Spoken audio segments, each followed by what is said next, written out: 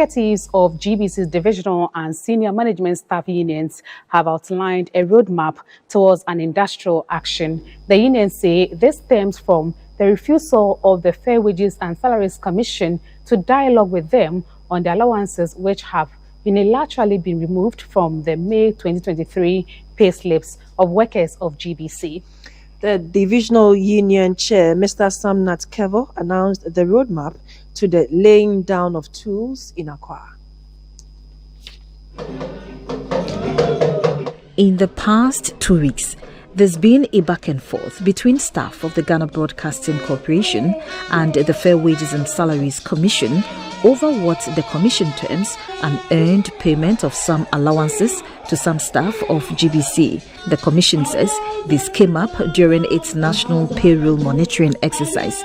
But GBC's divisional and senior staff unions say after a number of unsuccessful attempts to engage officials of the Fair Wages and Salaries Commission as mandated per the labour laws in an attempt to right the wrong, the Fair Wages and Salaries Commission went ahead and scrapped allowances it described as error.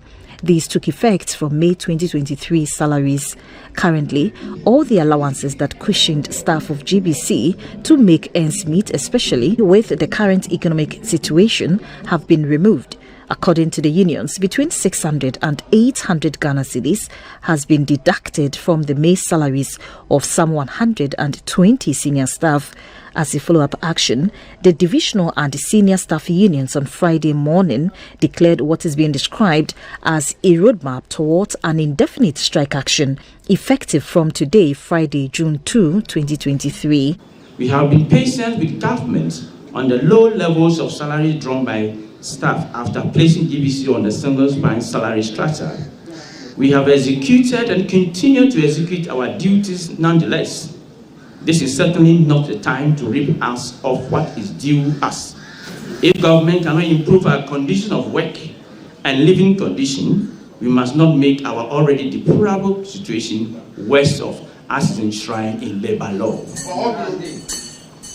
Ladies and gentlemen, in view of this situation we find ourselves, we wish to announce a roadmap towards a full-blown indefinite strike. Thank you.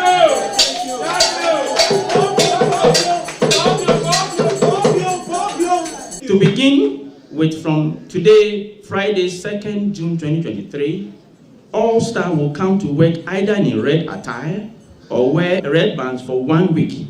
In an interview with the union chair, Mr. Nat Kevo explains that the unions will declare a full-blown industrial action as its next line of action if the Fair Wages and Salaries Commission does not restore the allowances of the affected staff. Mr. Kevo, you have, or the union has today announced a roadmap for a strike.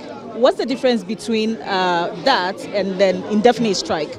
No, when we talk about indefinite strike, the strike that unions engage or undertake, and until the issue they are going on strike for has not been resolved, the strike continues in perpetuity. How did we get here? Yes, it's unnecessary. If the fair wages were to follow due process and to appreciate the collective agreement and the labor law, we would have not gotten here. The issue is here about category 2 and 3 core or common allowances that public sector workers enjoys or they are entitled to.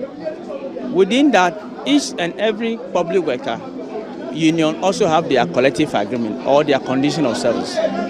So when those allowances are negotiated at the Standing Joint Negotiation Committee, circulars are sent to beneficiary institutions for its implementation. And this, I can show you a document of this nature. This is all the allowances that we are talking about.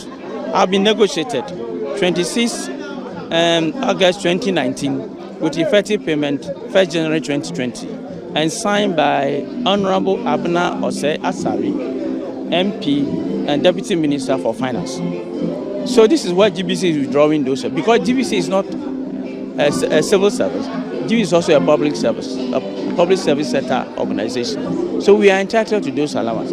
Notwithstanding that, if in the view of the fair wages think that those allowances GBC are not qualified and they've been enjoying it, the law do not allow fair wages to unilaterally stop it.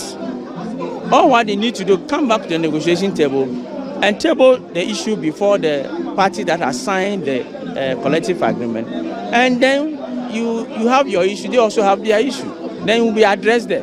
But for him or the fair wages to unilaterally send that, it's against the labor law.